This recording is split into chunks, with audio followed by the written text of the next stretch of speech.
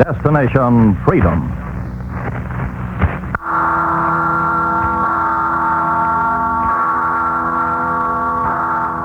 Listen, it's the Freedom Bell. Aye, the Freedom Bell, my friends. And this is Paul Revere, called back from the shadows by the sound of the Freedom Bell to cry again a warning that the price of freedom is eternal vigilance. Destination Freedom is presented by station WMAQ in the interest of human freedom the world over. Paul Revere is the symbol of warning, ready to ride down the skies to shout an alarm. His destination, now and forever, freedom. Back in 76, when America declared her independence, we had a lot of smart men. The men who wrote that declaration, Tom Jefferson, Ben Franklin, John Adams, and the others, were shrewd leaders. What they wrote made us cheer, made us fighting mad, and made us feel that what we were doing was right. In later years, I read that declaration again, a fine piece of work. But there were a couple of things in it that some people might take as pure propaganda. Now, you take that phrase, we hold these truths to be self-evident, that all men are created equal, that they are endowed by their Creator with certain inalienable rights. Why, Charles, what are you doing home? Oughtn't you be at the embassy? I just got orders from Washington, Babs. We're going back to the States at once. Charles, leave Stockholm? Why? I'm not sure. Something to do with the war situation here in Europe, I suppose. Is it bad, Charles? It couldn't be much worse. The Kaiser has proclaimed full German mobilization. Oh. And Austria is ready to march into Serbia. Charles, what about us? Are we apt to get into it? Oh, not a chance. I don't think Sweden will either. But the State Department wants me back in Washington in a hurry. So you'd better get started packing right away. We're sailing tomorrow.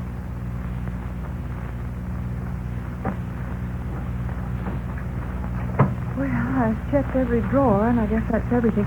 Anna, did you leave out my gray shoes? Oh, yeah, Mrs. Menos. I leave them out. I don't know what I'd have done without you, Anna.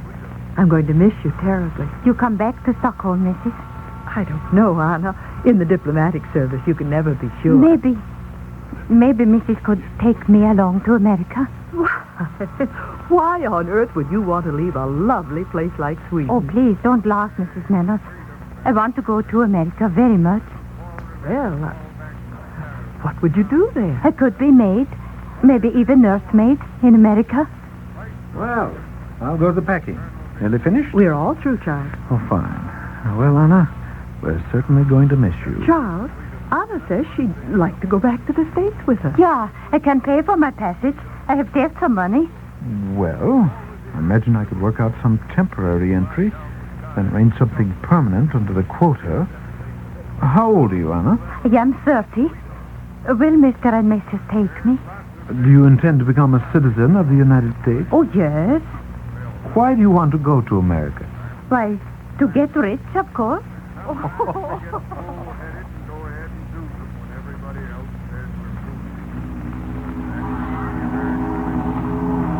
There it is, Anna. There's New York. What do you think of it, Anna? Oh, Mrs., it is so big. I got to get rich to live here.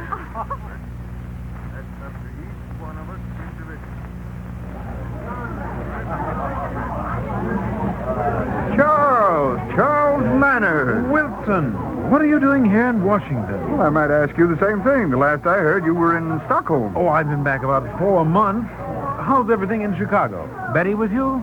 Betty isn't with me, and things are bad in Chicago.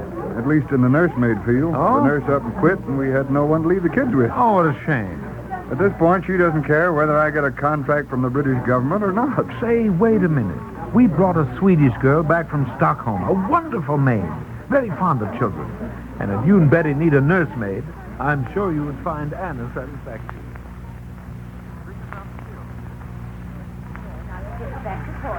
No, you must give me back the toys before Betty. Well, Anna, you and the children seem to get along fine. Pardon me, it doesn't seem quite, children. I just wanted to tell you that Mr. Wilson and I are very satisfied with you. Oh, thank you, Mrs. They are fine children. Today's Wednesday, Anna. Most nursemaids like to go out and have a little time to themselves on Wednesday afternoon. Do you want to go out? Oh, that would be nice. I'd like to see this big city of Chicago. Is there anything you'd like to know? About Chicago? Mm-hmm. Oh, no, thank you, Mrs. I just go and look. Are you sure you won't get lost? Chicago's a big place, Anna. Oh, I don't get lost, Mrs. Always I know where I am at.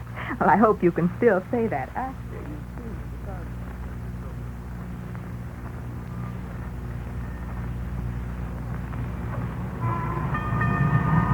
Oh, pardon me, Mr. Conductor.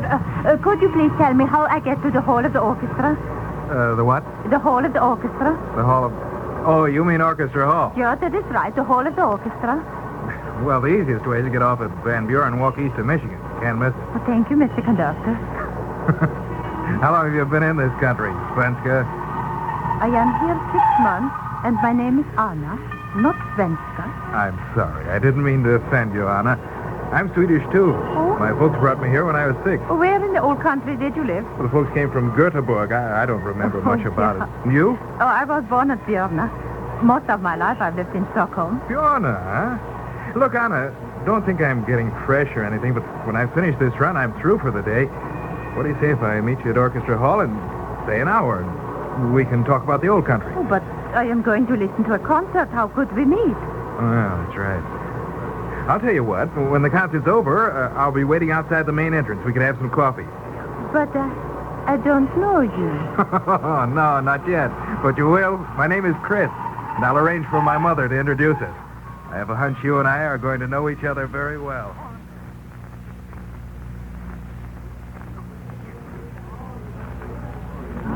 Anna, here I am. Oh, Mr. Chris. Oh, it was such a beautiful concert. Well, I'm glad you enjoyed it. Now, come along with me. I want my mother to introduce us. Oh, Anna, I don't know when I enjoy myself so much. Would you like some more coffee? Oh, no, thank you, Mama. I think the coffee soon runs out of my ears. It is good to talk of old country. It is nice that Chris meets you. Tell me, these people for whom you work, Wilson, you said, Yeah. they are not Jews. Oh, no, I'm sure they're not. There are other servants, I think. None of them are black. What are you driving at, Papa? Why, Chris, I'm asking Anna a question. Are there black servants in the house? No, there are not, but why do you ask me this? You are new to this country. I tell you this for your good. Do not work for Jews or in houses where the blacks work. But why? This is America, and the people here do not like them. But is not this a free land? Yeah, Americans say it is a free land, but it is not free for Jews or blacks.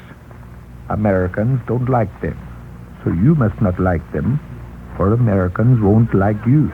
Oh, Papa, that's not so. But it is, I know. Mama, Yeah? some more coffee for Anna.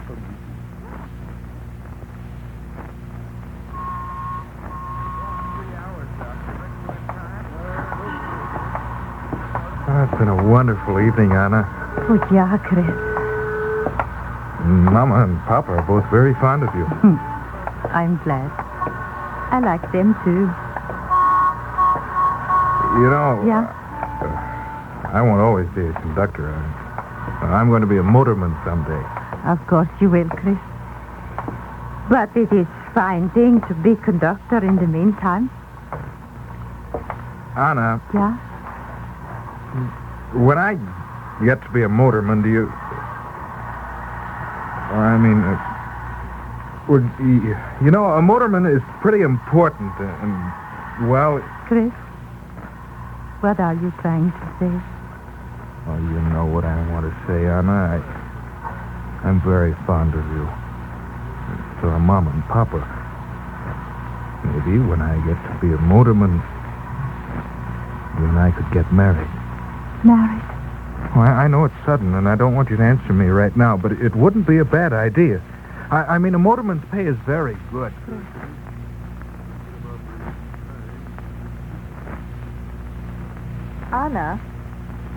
Anna, come in here, please. I want to talk to you for a moment. Oh, yes, Mrs. Anna, the children are getting too old for a nursemaid. Yeah, I know. You've been wonderful with them, and if you want to stay on as a regular Oh, maid... thank you. No. I like to take care of little ones. I understand. You stay just as long as you like, until you find another place. Oh, thank you. What about your young man? Are you thinking of getting married? Oh, we got to wait till he is motorman. He's only conductor now. I see. You know, Ruth Cohen was talking to me the other day. She wants someone to look after her little boy. Excuse me, Mrs. Cohen, they are Jews. Why, yes. Yes, they are. Why do you ask, Anna? If Mrs. doesn't mind, I don't work for Jewish people. But, Anna, there's no reason why you shouldn't work for Jewish people.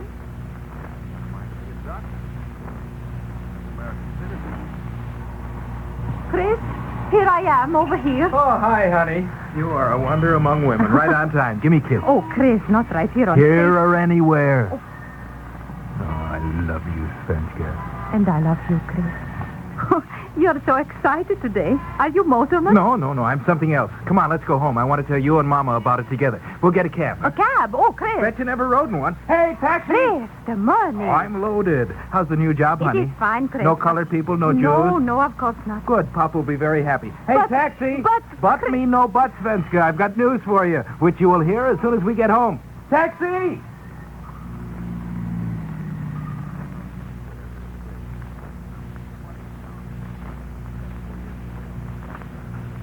There.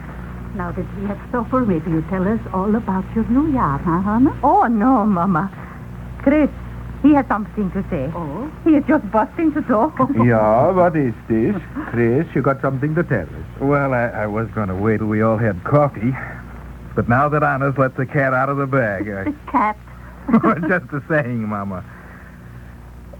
I don't know quite how to put this. But America is at war with Germany. And this morning I joined the Marines. Oh, no, Chris. The Marines. What is that? You wouldn't want me to be a coward, Anna. But you are Swede, and Sweden is neutral. I'm not a Swede, Anna. I'm an American. And America's at war. Chris is right, Anna. I pick America as home for me and mine.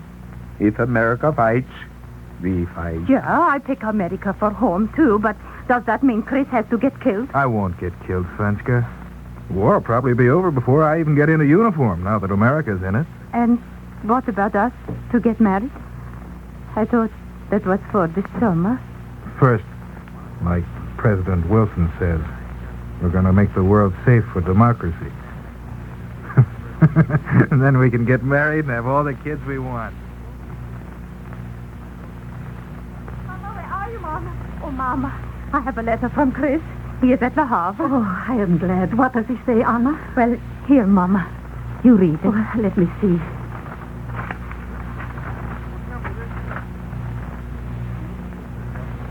There. Yeah. Oh, that is good. He is good. Yeah.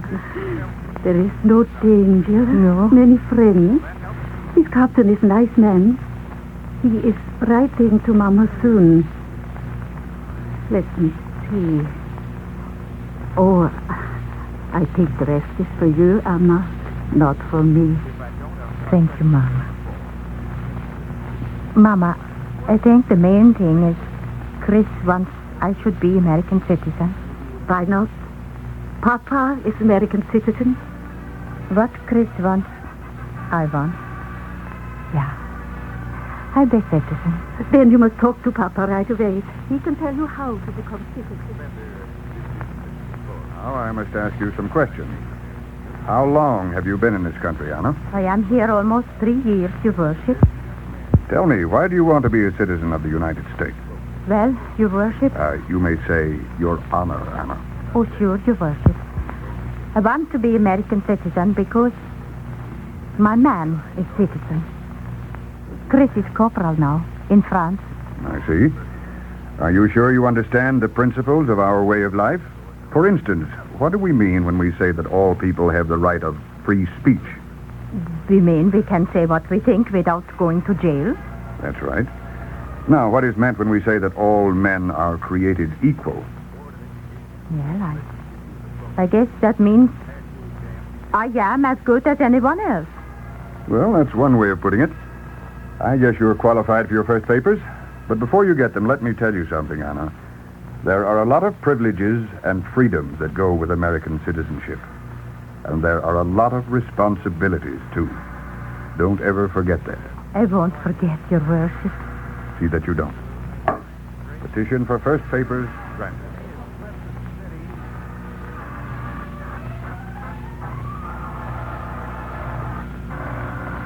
This is the Baxter residence. Anna, is that you? Papa, yes, it's me. Get off as soon as you can. Come here. Mama and I need you. Chris? Is it Chris? Come at once. Oh, yeah, Papa. It is Chris. I will come right away.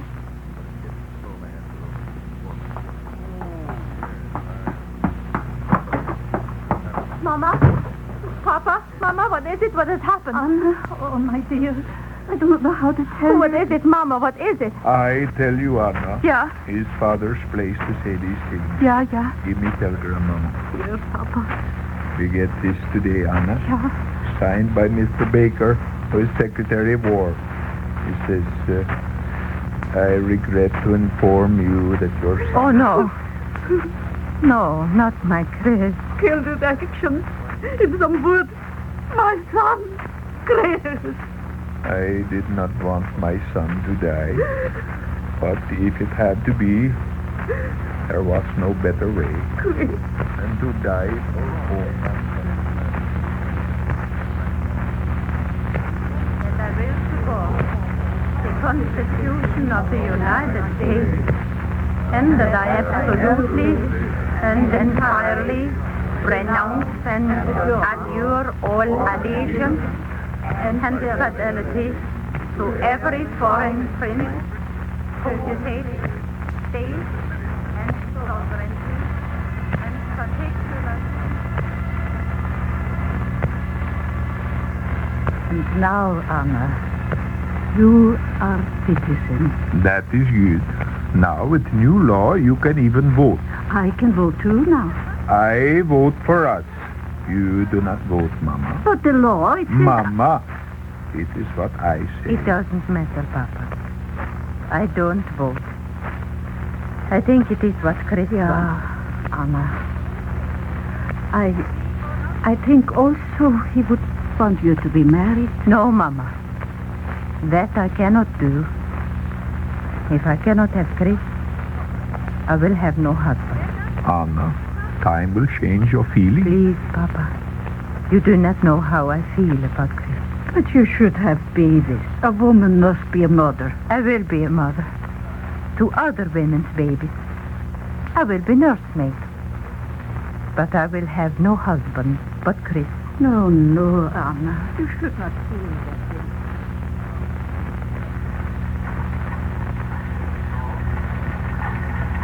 Well, now, let me see. He's a very fine recommendation. And I think you do for the Maxwell. I am sorry, Mrs., but the Maxwells have a colored mate. That's right. I forgot. Well, we'll try the Davids. They might be Jewish.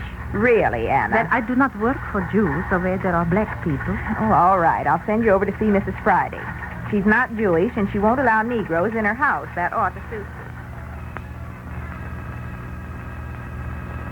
Very fine recommendation. Yes, Anna, I think you do. How soon can you start? Oh, right away, Mrs. That's fine. The caterer's just phoned, and they can't send an extra maid. You can fill in. And, what do I do, Mrs.? Just take the ladies' wraps and put them on the bed in the guest room. Yeah. And when do they come? Not for another hour. That should give you plenty of time. Oh, yeah, plenty. Wear a fresh uniform. Oh, and be sure you have a cap. Yes, Mrs. Good. I wonder if John's made the cocktails yet. That bootlegger never gets here on time.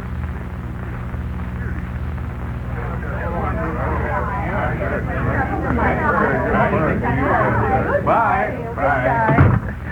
Oh, I thought they'd never go. Very fine party, my dear. I think old man Carson was very impressed. I hope so. Oh, take it easy, Daisy. Do you know what that caterer did to me at the last minute? Now what? Now get it. Just a second. Oh, Mr. Carson, did you forget something? Something very serious has happened, Friday. Ethel, you tell him. What is it, Mrs. Carson? It's my diamond bracelet. Speak up, Ethel. It's my diamond bracelet. I left it in my purse. The catch was broken. It's gone. Go? Why, that's impossible. Well, it's not impossible. Could it have dropped out of your purse, Mrs. Carson? I wasn't carrying my purse. I left it with my coat. But Anna was in that room all evening. Well, then she probably took it. Call the police. I demand that you call the police this instant. Now, why do you bring me here to the police station? I've done nothing wrong. All right, now, Anna, just tell us where you put that bracelet. But I have already told you that I know nothing about the bracelet. Now, look, sister. When Mrs. Carson left her purse with you, it had a valuable diamond bracelet in it. And when she got it back, the bracelet was gone. You were there all the time. Now, if you didn't take it, suppose you tell me who did. Nobody took it.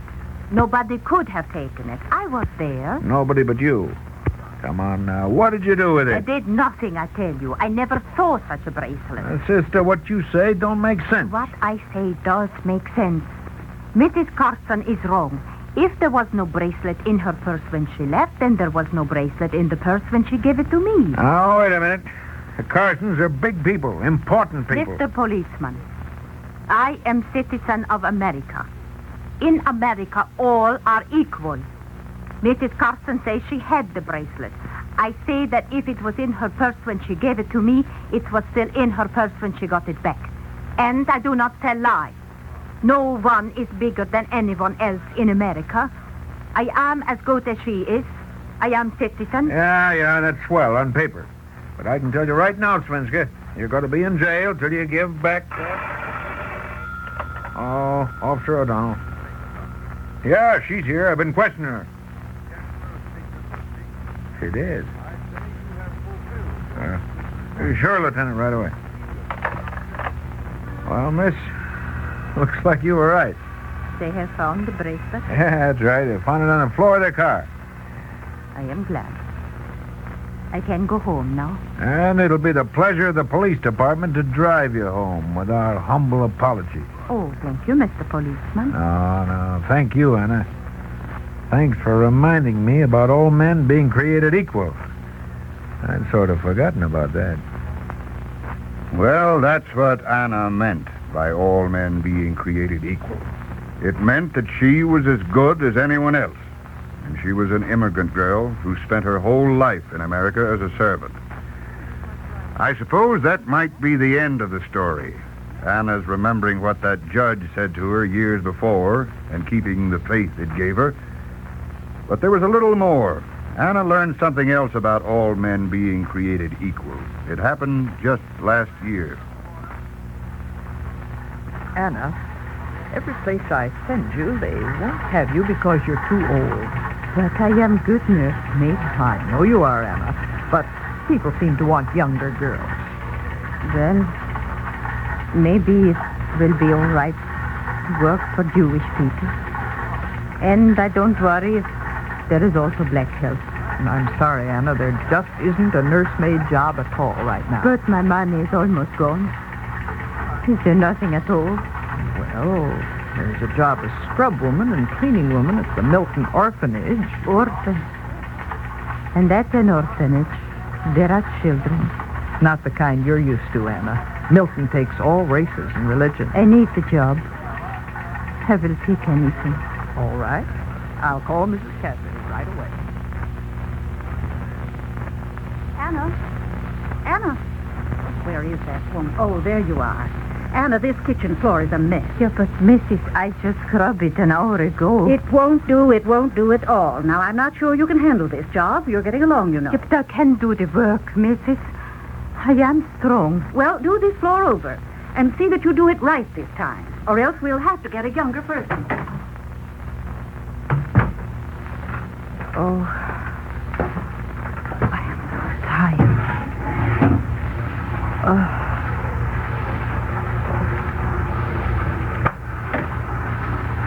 Anna, let me help you. You're tired. Oh, I do my own work. Leave me alone. Well, you look sick. Here, let me help you. Old Lady Cassidy won't never know. I need no help from black people. Now go away. All right, Anna. But I think... Oh, Anna. Anna, what's wrong? Miss Cassidy. Miss Cassidy, call the doctor. Anna's sick. I tell you this, but this woman is very ill, Mrs. Cassidy. It's her heart. She must not be moved, and someone should be with her all the time. Good heavens, Doctor. The orphanage can't hire a trained nurse for a scrub woman. I could stay with her, Miss Cassidy. Jenny, you've got your schoolwork. I could study right here, miss. Well, I don't know. I'd let the girl do it if I were you, Mrs. Cassidy, because I'm sure it won't be for long. Then Dick Tracy sort of passes out, and Dr. Plain just stands and looks at him. And then in the last picture, Dr. Plain takes off. Well, that's the funniest. What else would you like for me to read to you, Anna? Oh, nothing. I thank you, Jenny. Jenny, how long have you been here with me since I got sick? About a week, I guess. I told you, I don't like black people. You was just wore out, Anna. You didn't mean that. Oh, but I did mean it, Jenny. But I don't mean it anymore. Not after the way you take care of me. Now, you hush. Don't you be talking so much. You got to get well. I don't get well, Jenny. I know that. Pretty soon I go to see my Chris. Don't you talk like that. Ah, you're good, Jenny. You're better than me. Jenny, when I apply to be citizen, they tell me all people are equal. I believe this. And one time, when some rich woman said I stole a bracelet, I say I don't, that I am as good as she. All my life, I like that about being an American. I am as good as anybody. But I never work for Jews, and I never work with black people. They are not as good as me. Now, Jenny. Now, I know what created equal means. And you should know too, Jenny. Even though I am poor servant, I am as good as rich Mrs. Carson. And even though you are black, you are as good as me. Aye, that was how Anna finally figured it out. A lot of us think that when Tom Jefferson said all men are created equal, he meant we could all go around saying I'm as good as anyone. Well, I wouldn't like to get into a fight with Ray Robinson, nor argue mathematics with Dr. Einstein, so maybe there are ways I'm not as good as everyone. But when it comes to just plain rights as a citizen, I like to think that everyone is as good as me.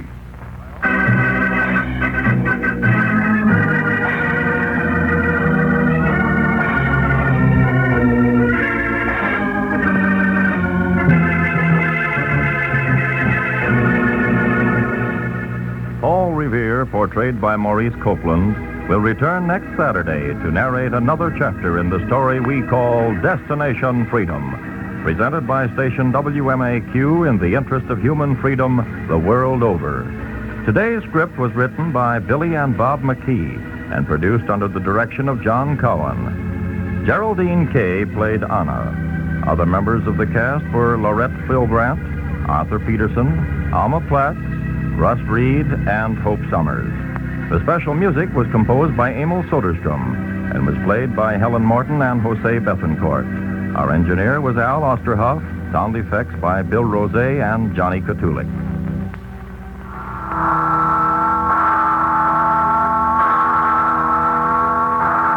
This is Charles Chan reminding you that the sound of the Freedom Bell is your invitation to follow Paul Revere along the road to Destination Freedom.